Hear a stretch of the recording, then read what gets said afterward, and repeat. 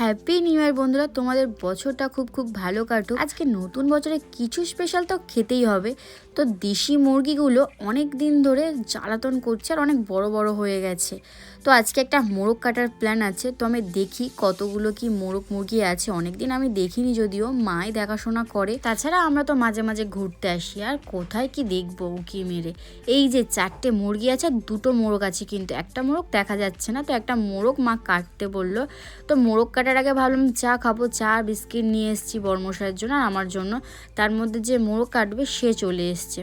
তো চা বিস্কুটটা পরে খাবো, রেখে দিলাম। এখন মোরগটা কেটে নিই। এই যে যিনি মোরগ বের করছেন ইনি আমার একটা মামা হয়, মানে ছোটোবেলা থেকে এই মামাটা আমাদের বাড়িতে আসা যাওয়া করে, চা খেত আর কি। এমনিতেও আমাদের বাড়ি আসা যাওয়া করতো। মামার 3টে মেয়ে আছে, তাদের সাথে খুব বন্ধুত্ব ছিল, তারা আসতো আমরা যেতাম, এরকম হতো। এখন সব বড় গেছে, দিদিদের বিয়ে হয়ে গেছে, আসে না। তো মামা মোরগটা কেটে দিল গলাটা, আর আমরা চা খাচ্ছি রোদ্রে বসে বসে। এদিকে ঠাম্মা রোদ পোয়াচ্ছে, দিদি রোদ পোয়াচ্ছে। দিদির চা খাওয়া অলরেডি হয়ে গেছে। চায়ের মধ্যে তো স্পেশাল কিছু ছিল না, বাঁশপাতা আর যে গ্রিন টি ঠিক নয়, ওই টাইপের আর কি। খাওয়া দাওয়ার পরে অনেক বেলা হয়ে যাচ্ছে গল্প করতে করতে, তাই ভাবলাম যে এবার আনাজ কাটতে বসি। আমি আর দিদির রসুন ছাড়াতে বসে গেছি অলরেডি। এই যে নতুন আলু দিয়ে আজকে মোরগ কষা হবে। তার মধ্যে জল গরম বরমশাইকে বসাতে বলেছিলাম, বসিয়ে দিয়েছে। আর ওদিকে আমি, মাও এসে গেছে আনাজ কাটার জন্য। মা না থাকলে না কোনো কাজই তাড়াতাড়ি হয় না, মানে মা ছাড়া পুরো অসম্পূর্ণ বলতে গেলে। এই যে গরম জল হয়ে যাওয়ার পরে মুরগিটা ভালো করে চুবিয়ে নিলাম। মুরগি নয়, মোরগ। আর জানো তো মোরগের পালকগুলো এত শক্ত হয়, মানে উঠতেই চায় না, হাঁসের থেকেও বেশি শক্ত মানে। তো অনেকক্ষণ ধরে চুবিয়ে রাখছিলাম, আমি হাত দিয়ে একটু টেনে দেখেও নিলাম যে উঠছে কিনা। তো দেখলাম উঠছে। এবারে আর কি তুলে নেওয়ার সময় হয়ে গেছে, বেশিক্ষণ হলে আবার ছাল উঠে যাবে, এমন একটা ব্যাপার। যাই হোক, আমি তুলে নিয়েছি। এবার আস্তে আস্তে সুন্দর করে পরিষ্কার করব। প্রথমে ডানাটা পরিষ্কার করে নিই, যদি না হয় আবার চুবাবো, কারণ ডানার যে পালকগুলো ওইগুলো সব থেকে বেশি শক্ত হয়। ঠিকঠাক গরম হয়েছিল বলে তাড়াতাড়ি মুরগিটা ছাড়ানো হয়ে গেছে। আর এদিকে বর্মশাইকে বললাম একটু পুড়িয়ে দিতে, কারণ সরু সরু একদম মিনি মিনি দু একটা পালক ছিল আর কি, যেগুলো খাওয়া একদম শরীরের পক্ষে ঠিক নয়। তাই বর্মশাই সুন্দর করে হলুদটাকে মাখিয়ে নিল। একটু বেশি হলুদ লাগলো এটাতে মনে হচ্ছে, অন্যতে অত হলুদ লাগে না। যাই হোক, আমি গ্যাসটা জ্বেলে দিয়েছি। গ্যাস জ্বালতে আবার বর্মশাই ভয় পায়।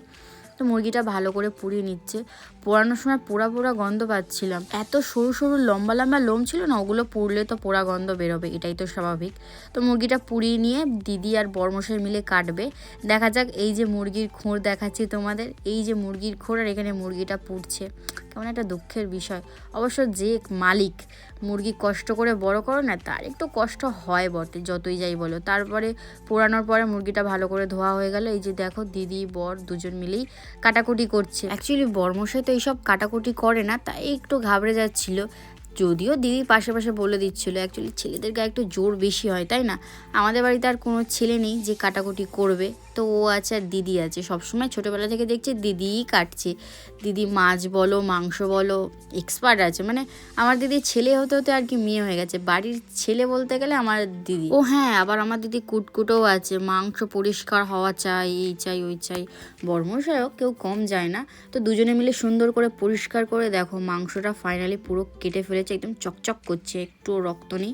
এই মাংসটা ঠিকঠাক রান্না করলে যা খেতে হবে না, রাঁধুনি কিন্তু আমি। এই যে আলু ভাজা হচ্ছে, আর আমি তার মধ্যে চলে গেছিলাম মুড়ি মাখাতে। আলুটা বর্মশাই ভাজছে, আলু ঝোল দিয়ে পেঁয়াজ দিয়ে মুড়ি মাখিয়েছি। এত জোর খিদে পেয়েছিল, আমি আগে এক গাল খেয়ে নিলাম, মানে টেস্টটা ঠিক আছে কি দেখলাম, নাহলে তো বলবে কি মাখিয়েছি, টেস্ট হয়নি। খাওয়া চলছে একদিকে, একদিকে রান্না চলছে। মাংসের গ্রেভি বসিয়ে দিয়েছি, শুকনো লঙ্কা, তেজপাতা, একটু পেঁয়াজ, গোটা গরম মশলা, টমেটো দিয়ে গ্রেভিটা করে মাংসটা অলরেডি আমি চাপিয়ে দিয়েছি কষা, ঝাল হলুদ দিয়ে সিম্পল। তারপরে চলে এসেছি বাগানে। বাগানে এসে দেখছি জল দিয়েছে, পুরো বাগান ভিজে আর কাদা, একটু একটু শুকনো আছে আর কি। যাই বলো আর তাই বলো, বস সবুজ বাগান দেখতে কিন্তু দারুণ লাগছে। আর এদিকে বড়মশাইকে দিয়ে দিয়েছি কাজ। প্রথমে বললাম তুমি ধনিয়া পাতাটা তোলো, তারপর আমি ফুলকপি তুলবো। আমার একটু ফুলকপি ভাজা খাওয়ার ইচ্ছা হচ্ছে, কেন জানি না। অন্যদিন আমি ফুলকপি ভাজা অত চাই না খেতে, তবে বড়মশাই খুব প্রিয়, তাই জন্য আমারও প্রিয়। সেই জন্য বললাম আজকে একটু ফুলকপি ভাজা খাওয়া হোক, ডালের সাথে একটু ফুলকপি ভাজা থাকলে টেস্ট বেড়ে যাবে। আর এখানে বাঁধাকপিগুলো কিন্তু সেই বড় বড় হয়েছে, দেখো এগুলো বিশাল বড়। এক একটা বাঁধাকপি প্রায় 1 কিলো 800 গ্রাম, মানে সেদিনকে একটা তুলেছিলাম, ওজন হয়েছিল আর কি। তারপর আমি চলে গেছিলাম ফুলকপি তুলতে। আমি খাওয়া ছোট ছোট ফুলকপি তুলছিলাম, যেগুলো কি আর বড় হবে না। অ্যাকচুয়ালি ইঁদুরে ফুলকপিগুলো খেয়ে পুরো নষ্ট করে দিচ্ছে। তারপর একটা ভালো ফুলকপি দেখতে পেলাম, তাই আমি পাতা তুলে আর কি চাপা দিয়ে দিলাম যাতে ইঁদুর না খেতে পারে। আর বর্মশাইকে ডেকে দেখাচ্ছিলাম দেখো কি করেছে, এত কষ্ট করে চাষ করে এই ফুলকপিগুলো যে খেয়ে নিয়েছে, দেখো ছোট ছোট খেয়ে নিয়েছে, এগুলো তার হবেই না, নষ্ট হয়ে গেল। এই ফুলকপিটা দেখো কী হারে খেয়েছে, কষ্ট হয় না বলো? এক একটা ফুলকপির দাম কত, তোমরাই বলো। গ্যাস ফাঁকা যাচ্ছিলো, তাই জন্য তাড়াতাড়ি এসেই বসে পড়েছে ফুলকপি কাটতে। আমি কিন্তু অত ভালো ফুলকপি কাটতে পারি না, এ বাড়িতে আনাজ সব মাই কাটে সত্যি বলতে, আমি শুধু আলু ছাড়িয়ে দিই আর বাঁধাকপিটা কাটতে পারি, যেটা কিনা ইজি। এখানে ফুলকপি কাটার আবার অনেক ধরন আছে, ভুলভাল কাটা হলে না ভেঙে যায়, গুঁড়ো হয়ে যায়। মায়ের কাটা দেখে শিখে রেখেছিলাম বলে তাও মোটামুটি ভালো কাটতে পেরেছি। এদিকে দেখছি বড়মশাই কষা মাংস খাচ্ছে। কষা মাংস হলে বড়মশাইয়ের জন্য এক পিস অন্তত দিতেই হবে, আর আমার ভাইয়ের জন্য, মানে এই দুজনের জন্য মাস্ট কষা মাংস তুলতে হবে। আর এদিকে দেখতে পাচ্ছ কষাটা খুব সুন্দর হয়েছে। আমার তো বাগানে অনেকক্ষণ সময় লেগে গেছিলো, দিদি কষাকষি করে জল দিয়ে দিয়েছে। আর এদিকে আমার ফুলকপি ভাজা হচ্ছে কি প্রায় হয়েই এসেছে। কতটা ফুলকপি কইটুখানি হলোই, তবে খেতে কিন্তু দারুণ হয়। আগে ভালো লাগতো না, এখন বড়মশাইয়ের পাল্লায় পড়ে ভালো লাগে। আর এদিকে আমার মাংস প্রায় কি হয়েই গেছে, গরম মশলা দিয়ে নামাবো। মাংস কিছুই সেরকম দেওয়া হয়নি, ঝাল, নুন, তেল, হলুদ, হ্যাঁ একটু ধনিয়া পাতা দেওয়া হয়েছিল কষার সময়, আর চিকেন মশলা দেওয়া ছিল, যেটার জন্য ফ্লেভারটা একটু চেঞ্জ হয়ে যায়। যে কোনো চিকেন তরকারিতে বা চিকেন কষা চিকেন মশলা দিলে না দারুণ স্বাদ হয়।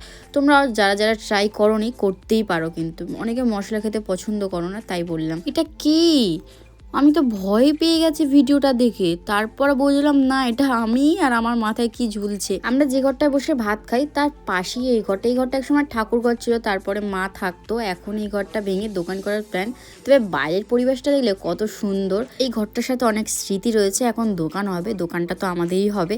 এদিকে স্নান করে চলে এসেছি খাওয়া দাওয়া করতে। বর্মশাইকে দিয়ে দিয়েছি ডাল, ফুলকপি ভাজা, বর্মশাই অলরেডি খাওয়া শুরু করে দিয়েছে। এদিকে চিকেন, এটা দিয়ে খাওয়ার পর চিকেন দিয়ে ভাত খেয়েছে, চিকেনটা বেশ টেস্টি ছিল, মানে আমি রান্না করেছি ভালো তো হবেই। আরে আমি খেয়ে পুজো করতে আসিনি, আমি এবার সন্দেশগুলো তুলতে এসেছি।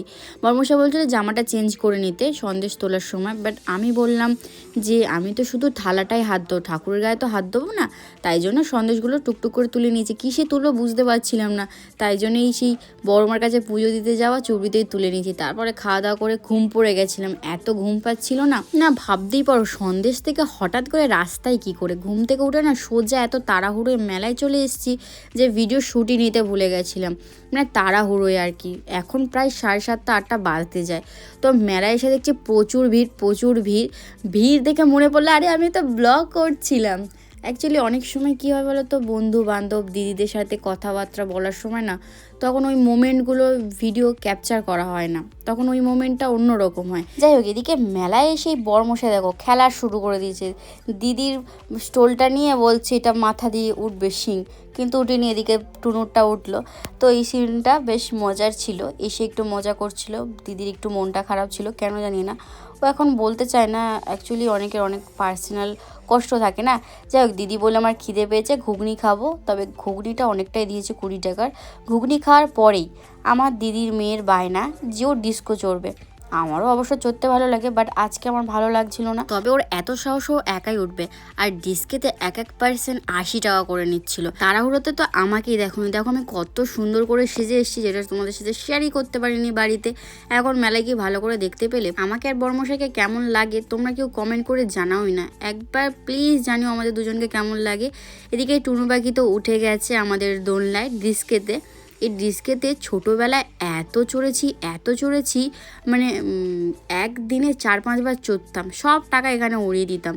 এখন ভাবি যে টাকাগুলো কত প্রয়োজন, এইসব টাকাগুলো নষ্ট না করলে অনেক কাজে লাগতো। যাই হোক, সেসব বলে আর লাভ নেই, যা হওয়ার তো হয়েই গেছে। এখানে টুনু তো খুব মজা নিচ্ছে, যেটা আমি নিতে পারছিলাম না। আমার শরীরটা ভালো লাগলে আমি ওই মজাটা নিতে পারতাম, মনে মনে এটাই ফিল করছিলাম আর কি। এই তো বলতে বলতে টুনু কাছে এসেও দূরে চলে গেল। তবে এইখানে অনেক মজা হয়, অনেক সুন্দরও লাগে দেখতে, যারা দেখে তাদেরও বেশ ভালোই লাগে। আর তোমরা কে কে কারেন্টে দোলা চড়তে পছন্দ করো সেটা কিন্তু জানিও। আমার কিন্তু খুব ভয় লাগে, আগে এত লাগতো না, এখন বিশাল ভয় লাগে আর কি। তো দেখো দোল্লা 8 রাউন্ড ঘুরিয়ে নামিয়ে দিয়েছে। ম্যাডাম তো তাড়াহুড়ো করে নেমে গেছে কোনো দিকে না দেখেই। আর মেলাতে এত ভিড়, গা গালানোর জায়গা নেই। জিনিসপত্র কিনবো, যে ভিডিও করব কি কিনছি না কিনছি সেটা শেয়ার করার সুযোগ পাচ্ছি না, এত ভিড় চারিদিকে। শুধু দেখো কোনোভাবে আগে যাচ্ছি, লোক ধাক্কা মেরে পিছনে ঠেলে দিচ্ছে, কেমন রাগটা হয় বলো তো। কিছু কিছু জায়গায় ফাঁকা আর কিছু জায়গায় ভিড়। 10 টাকা সেলাই তো মারাত্মক ভিড় ছিল। এই যে দিদিটা হাই করছে, এই দিদিটা আমাদের বাড়িতে ভাড়া থাকে দুটো মেয়েকে নিয়ে একাই। তো এই দিদিটা এত বড় দোকান একাই সামলায়। মেয়েও এসছে, ওই যে পিচকে মেয়েটাকে প্রথম দেখালাম, ও হলো গিয়ে তোমার ছোট, আর বড় যে সে এখন ভালো পড়াশোনা করে বলে বাড়িতে আছে। এদিকে বড়মশাই দেখছি পেনের মতো কি নিয়ে দেখছে, আমি জিজ্ঞাসা করতে বললো লেজার লাইট। বাচ্চাদের খেলা নিয়ে ও কি দেখছে কি জানি। ও অবশ্য ও তো বাচ্চাই। মেলায় গিয়ে এত এক্সাইটমেন্ট, অ্যাকচুয়ালি কোনো দোকানে দাঁড়াতে পারেনি, তো এই দোকানটারও দাঁড়িয়ে দেখছিলাম অনেক জিনিসপত্র। তার মধ্যে পাশে একটা দুলের দোকান ছিল, যেখান থেকে এই টপটা নিয়ে নিয়েছি। তারপরে দিদি বললে পিকাচু দেখাতে, ও পিকাচু নিয়ে যাবে বড়দির ছোট মেয়ের জন্য।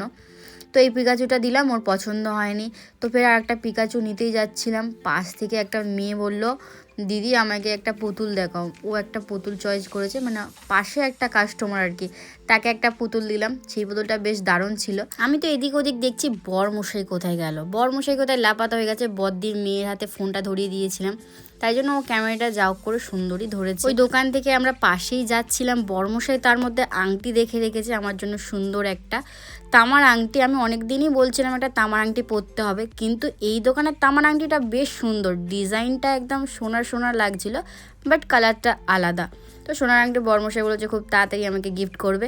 তার মধ্যে ওই দোকান থেকেই 100 টাকার নোট কিনে এনেছে বাচ্চাদের মতো। কি বলবো, এটা কোনো কাজের বলো তো?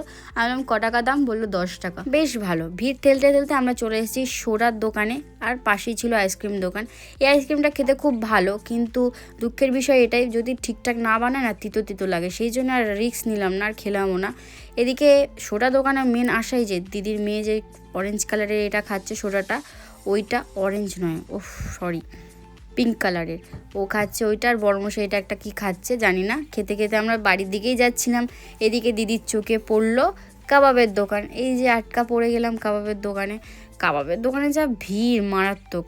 এদিকে কাবাব শাঁকা হচ্ছে, কখন যে কমপ্লিট হবে তার কোনো ঠিক নেই। লাল সাদা কালার তো আছে, গায়ে কোনো মশলা দেখতে পাচ্ছি না, কেমন খেতে হবে জানি না। এদিকে সবুজ কালারেরও আছে। পাশেই ছিল চশমা দোকান, দিদিকে একটা চশমা পরিয়ে দিয়েছি, বলছি এটা তুই পরে দেখ, গাড়ি টাড়ি চালার সুবিধা হবে, সাদা গ্লাস তো। তারপর ও পরলো, ও বললো ভালো লাগেনি, চলে গেছে। এদিকে বরমশাই বললো আমি একটা সানগ্লাস পরবো। সানগ্লাসটা কাকু মুছছে তো মুছছে, মোচা শেষ হচ্ছে না। এবার ফাইনালি বরমশাই সানগ্লাসটা পরলো। যা পরতে প্রথমে ঠিক করে পারেনি, মাথার ওটা খুলে পড়লে তো ভালো লাগবে বলো? এমনি মোটামুটি লাগছে, মাথার ওটা খুললে আমার হয়তো ভালো লাগতো বেশি। তো এখানে আমাদের কাবাব বলতে বলতে রেডি হয়ে গেছে। দিদি খাওয়া শুরু করে দিয়েছে অলরেডি, দিদির মেয়েও গরম গরম খাওয়া শুরু করে দিয়েছে। আর বর্মশাই এখনও বাচ্চাদের মতো চুং করে খাচ্ছে অল্প অল্প করে সোডাটা। খাওয়ার পর্ব শেষ। মেলা থেকে বেরিয়েই সামনে যে দোকানটা ছিল সেখান থেকে দিদির জন্য আর মায়ের জন্য জিলাপি নিয়ে নিয়েছি। জিলাপিটা বেশ গরম গরম ভাজছিল, দেখে তো ভালোই মনে হলো। এদিকে বর্মশাই বলছে আমার পেটটা ব্যথা করছে, শরীরটা খারাপ লাগছে, গা গোলাচ্ছে। আর এখানে আমি দেখছিলাম বেলুনগুলো, যেগুলো খুব সুন্দর লাইট দিয়ে সাজানো জ্বলছে। আমার তো দারুণ লাগলো, কিন্তু আমি কিনে কি করব। এই যে আমরা বাড়িতে চলে এসেছি, বর্মশাই পেটে হাত বোলাচ্ছে, রাস্তায় কত বমি করেছে, অনেক কষ্ট হয়েছে বাবুর। ঠান্ডায় তাড়াতাড়ি ঘরে ঢুকে গেছি। এবার কি কিনেছি সেটাই তোমাদের সাথে শেয়ার করব। অনেক কিছু দেখেছো, আবার একবার দেখে নাও। এই যে এই দুলটা লাস্টে কিনেছি, যেটা ওই তোমার কাবাব দোকানের ওখানেই ছিল, ওই দুলটা কিনেছি, ট্রেন্ডিংয়ে চলছে। তারপর এই যে দুলটা দেখেছিলাম ওইটা দিদির জন্য কিনেছি, আমার জন্য অন্য একটা নিয়েছি, ওই পাশেই ছিল আর কি। সব কিছু তো আর দেখাতে পারিনি, এত ভিড় ছিল মেলায়। এই যে আমি এই স্টাইলের এই ডিজাইনের দুলটা কিনেছি আর কি। তো আংটিটা তো দেখেইছো খুব সুন্দর, আংটিটা পেয়ে আমি খুব খুশি। আর দুটো পুতুল ছিল যেটা দিদির বাড়িতে দিয়ে এসেছি। এই ছিল আজকের দিন, সুন্দর আর খুব ভালো কেটেছে। তোমাদের আজকের দিনটা কেমন কেটেছে অবশ্যই জানিও। আর আপাতত কিছু খাওয়া দাওয়া করবো না, কারণ দিদির বাড়িতে ফ্রাইড রাইস খেয়েছিলাম আসার সময় আর কি। ফ্রাইড রাইস খেয়ে এসেছি, বর্মশাই তো কিছু খাইনি। এবার ফ্রেশ হবো আর ঘুমাবো। তোমাদের ভিডিওটা কেমন লেগেছে অবশ্যই জানিও। লাইক কমেন্ট শেয়ার সাবস্ক্রাইব করে দিও। দেখা হবে নতুন গল্পের সাথে। টাটা।